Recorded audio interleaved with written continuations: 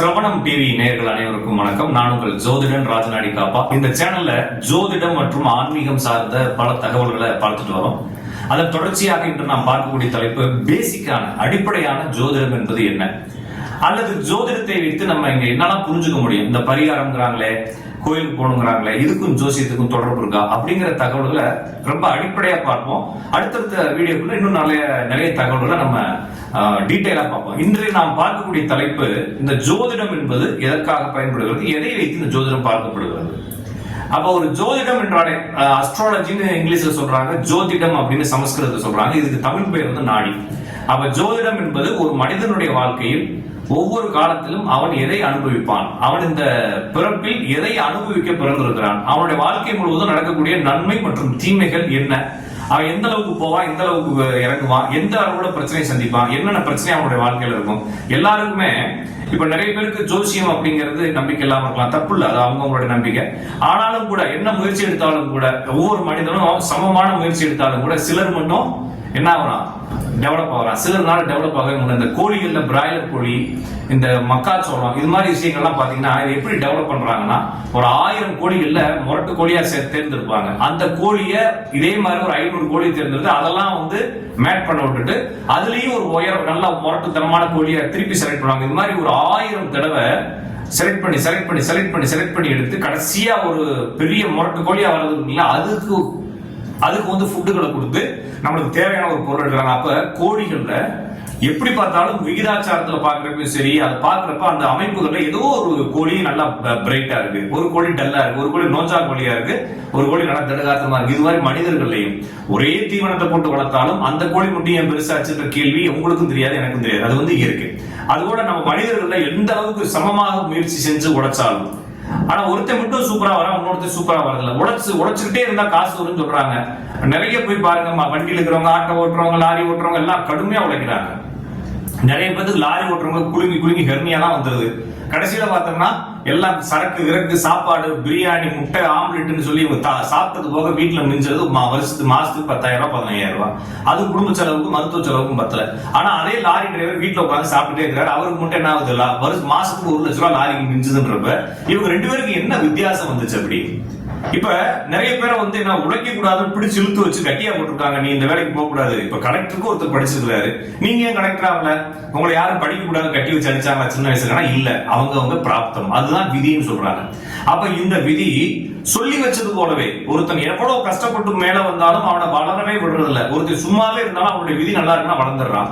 ஒருத்தன் ஒரு குடும்பத்துல பிறகுறான், அந்த குடும்பத்துல பிறந்ததாலேயே அவன் வந்து சுகபோகமா வாழ்றான். ஒருத்தன் ஒரு குடும்பத்துல பிறந்து அறிவோட வாழ்ந்த நிறைய அறிவாளிகள் சொத்துப்படி இல்லாம இருக்கிறான் இல்லைங்களா? கார்ல் மார்க்ஸ் முதற்கொண்டு பெரிய பெரிய தத்துவவியாளர்கள் வரைக்கும் இந்த ஊர்ல என்ன ஆகிட்டாங்க, சோத்துப்படி இல்லாம செத்து போயிருக்காங்க இல்லையா? அப்ப இதெல்லாம் ஏன் நடக்குது? ஒருத்தனுக்கு அறிவு இருக்குது, அப்ப அறிவும் இருந்து பணமும் இருக்கிறவன் இருக்கிறான். ஒருத்தன் பணமும் இல்ல, அறிவும் இல்ல, காசு இல்ல, உழைப்பு இல்ல, வாழ்க்கை இல்லைன்றவன் இருக்கிறான். நிறைய பேருக்கு கல்யாணம் பண்ணி அவனுக்கு பேசவே தெரியாதுங்க. மனம் சார்ந்த விஷயங்கள்ல கொஞ்சம் குழப்பமான ஆளுங்க இருக்கிறாங்க, கொஞ்சம் மனம் சம்பந்தமான பிறகு இருக்கிறவங்க இருக்கிறாங்க. அவங்களுக்கு ஏதாச்சும் ஒரு பிள்ளைய பார்த்து கல்யாணம் பண்ணிக்கிறாங்க, 2 பையனை 2 பிள்ளைகளை பெற்று போட்டு அவங்க பாட்டுக்கு ஜாலியா இருக்கிறான். அந்த பிள்ளை இவனை மேனேஜ் பண்ணிட்டு இருக்கு, இவன் சொன்ன வேலைக்கு பாக்குறான், குழந்தை மாதிரி இவன் வீட்டுல 3வது குழந்தையா இருக்கிறான். அவங்க குடும்பம் கடைசி வரைக்கும் சண்டை இல்லாம இருக்கு. ஒருத்தர் பெரிய அறிவாளியா இருக்கிறான், ஒரு பெரிய நிறுவனத்தை கட்டி மேய்க்கிறான், அவனால பொண்டாட்டி கட்டி மேய்க்க முடியாம 1.5 மாசத்துல டிவோர்ஸ் ஆயிடுது. இதுக்கெல்லாம் என்ன காரணம் அப்படின்னு பாக்குறப்ப ஒவ்வொருத்தனுக்கும் விதி என்பது மாறாமல் நீங்கிக்கிட்டே இருக்குது. அந்த விதியை கண்டுபிடிப்பதற்கு கிரகங்களை தவிர வேற வழி இல்லை. ஏன் அப்படின்னா, ஒரு மனிதன் அவனுடைய வாழ்க்கையை நம்ம வர்ணிக்கிறதுக்கு காலம் என்ற ஒன்று தேவைப்படுகிறது. அப்ப காலம் என்ற ஒன்று இயக்கமாக இருப்பதால் இயங்கக்கூடிய ஒன்றை நாம் புரிந்து கொள்வதற்கு இயங்கக்கூடிய ஒரு பொருள் தேவை. இந்த பிரபஞ்சத்துல தொடர்ந்து மாறாமல் இயங்கிட்டே இருக்கக்கூடிய பொருள் வந்து கிரகம். அதனாலதான் கிரகங்களை வச்சு நாட்களை பிரிச்சாங்க. நீங்களே யோசிச்சு பாருங்க, நாட்களுக்கு கத்திரிக்காய் நாள், வெண்டைக்காய் நாள், முருங்காய் நாள் பேர் வச்சுக்கலாம். அப்படி வைக்கல. ஞாயிறு, திங்கள், செவ்வாய், புதனும் கிரகங்கள் பேர் தான் வச்சுக்கலாம். மாசமும் சூரியனை வச்சுதான் இருக்குது, வருடங்களும் சூரியனை வச்சுதான் இருக்குது, நாளும் சூரியனை வச்சுதான் தொடங்குது. எல்லா கிரகங்களும், எல்லா கிழமைகளும், எல்லா நாட்களும், எல்லா நேரங்களும். இப்ப ஒரு பூமி ஒரு தடவை தன்னைத்தானே சுத்திக்கிறதுக்கு 24 மணி நேரம் ஆகுது. ஒரு நாளைக்கு 24 மணி நேரங்கிறாங்க.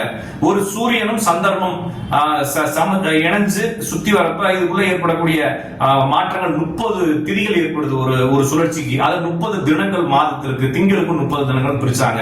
திங்கள் என்பது, மாதம் என்பது உங்களுக்கு சித்திர நட்சத்திரத்துல பௌர்ணமி வந்தா அந்த மாதம் பேர் சித்திர மாசம், விசாக நட்சத்திரத்துல பௌர்ணமி வந்தா அந்த மாசம் பேர் வைகாசி மாசம்னு சொல்லி நீங்க எந்த பக்கம் போய் காலத்தை புரிந்து கொள்ள நினைத்தாலும் கிரகங்களை விட வேற உங்களுக்கு வழியே இல்லைங்கிறப்ப இந்த கிரகங்களை வச்சுதான் இந்த காலத்தை பிரிச்சிருக்காங்க. நம்ம அதை தான் பயன்படுத்தி வரோம். அப்போ ஒரு மனிதனுடைய வாழ்க்கை, இப்போ உங்களுடைய வாழ்க்கையை பத்தி நீங்க உங்கள்கிட்ட கேட்டீங்க என்ன சொல்லுவீங்க?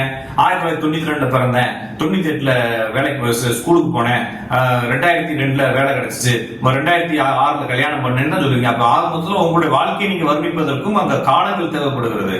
காலங்களே இல்லாம உங்களை பத்தி நீங்க பேசுறாங்க, உங்களை பத்தி பேசுறதுக்கு ஒண்ணுமே இல்லை. அப்ப நீங்க காலம் தானா நீங்கன்னு கேட்க வேண்டியது இல்லையா?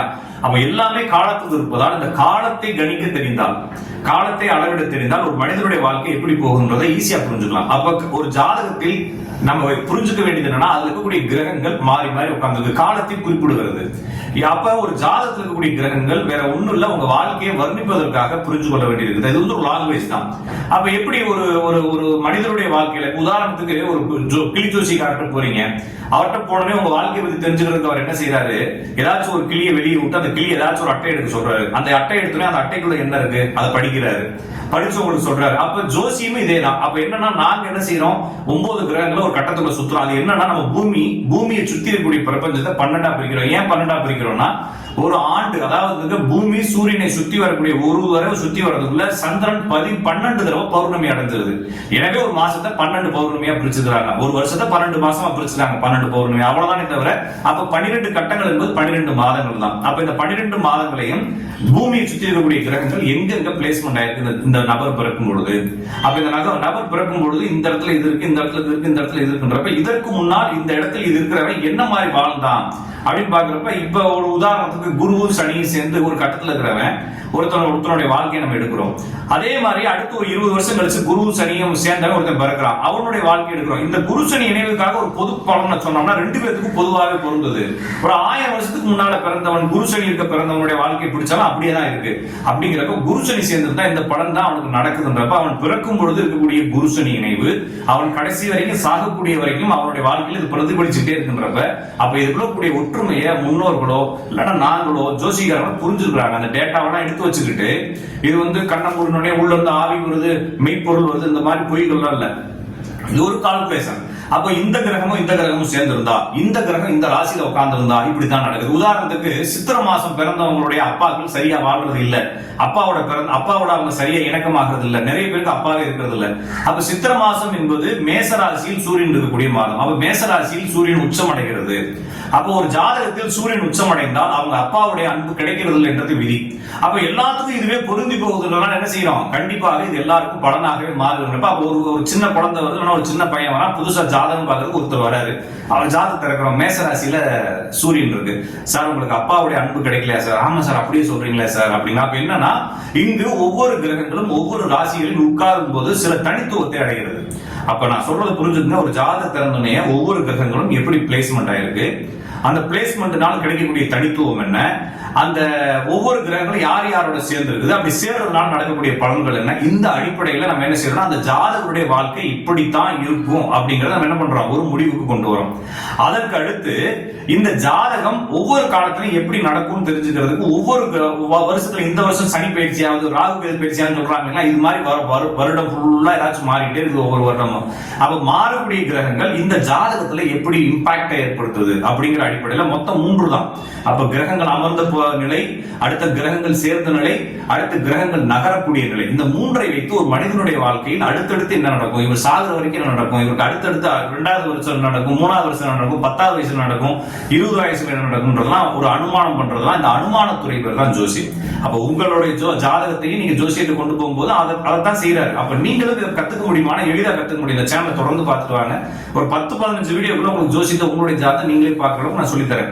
நீங்க பேசிக்கா புரிஞ்சு கொள்ள வேண்டியது இதுல கிரகங்களை தான் பயன்படுத்தணும். எப்படி ஒரு அம்மாவை அம்மான்னு கூப்பிடலாம், மதர்னு கூப்பிடலாம், மம்மின்னு கூப்பிடலாம், மான்னு கூப்பிடலாம், எல்லாமே வேற வேற லாங்குவேஜ், ஒரே ஆள் தான் இல்லையா?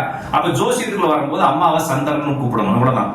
அப்ப சந்திரன் அம்மா, சூரியன் அப்பா, செவ்வாய் கணவன் அல்லது சகோதரன், சுக்கிரன் என்பது மனைவி, புதன் என்பது சகோதரி, குரு என்பது ஜாதகர், சனி என்பது ஜாதகருடைய தொழில். இவ்வளவுதான் பேசிக். அப்ப இந்த பேசிக் புரிஞ்சுச்சுன்னா ஒரு ஜாதகம் திறந்தோமே அதுல என்ன கிரகங்கள் இருக்கு, எதை வச்சு பார்க்க போறோம், இவருக்கு என்னென்ன பலன்கள் சொல்லலாம் அப்படிங்கறதெல்லாம் கூட்டி கழிச்சு சொல்லக்கூடிய கணிதம் தான் ஜோசிய கணிதம். ரொம்ப ஈஸி. தொடர்ந்து இந்த வீடியோ பாருங்க. இது மட்டும் இல்லாம ஆன்மீகம் சார்ந்த விஷயங்கள் சொல்றேன். இதுல என்ன முக்கியமான விஷயம்னா, நிறைய பேர் இந்த 7 சனி, 8 சனி, 9 சனி, அஷ்டாம சனி, அர்த்தாஷ்டம சனி, கண்டக சனி இதெல்லாம் சொல்லுவாங்க, அதெல்லாம் பொய். அதுக்கப்புறம் ராகு தோஷம், செவ்வாய் தோஷம் இதெல்லாம் பொய். இதுக்கெல்லாம் பரிகாரம் சொல்றாங்க இல்லைன்னா அது பொய். ஒரு ஜாதகத்தில் இருக்கக்கூடிய விதி என்னவோ அது கண்டிப்பாக நடக்கும்.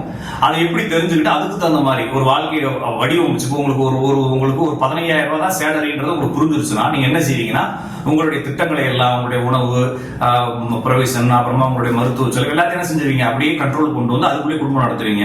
நீங்க பக்கத்து வீட்டுக்காரன் 1.5 லட்சம் மாசம் வாங்குறான்றது அவங்க மேல பொறாமப்பட்டு அழுதுகிட்டே இருந்தா நீங்க எப்படி நிம்மதியாக்க முடியும்? ஜோசிகாரங்க தான் செய்யறாங்க பாருங்க. அவங்களுக்கு அப்படி இருக்கு, உங்களுக்கு இது தோஷம். பாருங்க, அவருக்கு இப்படி இருக்கு, உங்களுக்கு இது தோஷம். ஐயோ உங்களுக்கு வாகனமே கிடைக்கல, அது தோஷம். ஐயோ உங்களுக்கு நன்மையும் கிடைக்கல, உங்களுக்கு தோஷம். அதுக்கு ஒரு பரிகாரம் பண்ணுங்கன்னா நான் சொல்றது புரிஞ்சுக்கோங்க. உங்களுக்கு 15,000 ரூபாய் சேலரினா அடுத்தவனை பார்த்து 1.5 லட்சம் ரூபாய் சம்பளம் வாங்குறவனை பத்தி நீங்க ஏன் பொறாமப்படுறீங்க? நீங்க 15,000 ரூபாய் குடும்பம் நடத்தணும், அவனை பார்த்து குடும்பம் நடத்தணுமா அப்படிங்கறத யோசிச்சுங்க.